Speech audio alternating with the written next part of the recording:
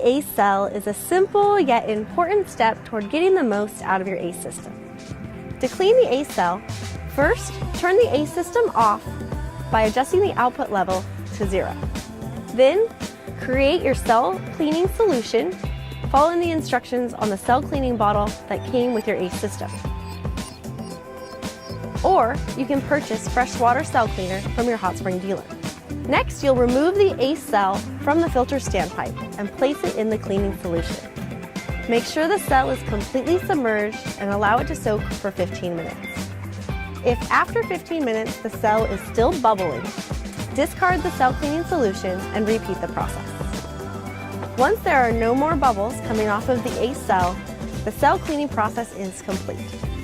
You can then reinstall the ACE cell into the filter standpipe and then turn the ACE system back on by resetting your output level. If you have any questions about the cell cleaning process, contact your hot spring dealer and they will be happy to help.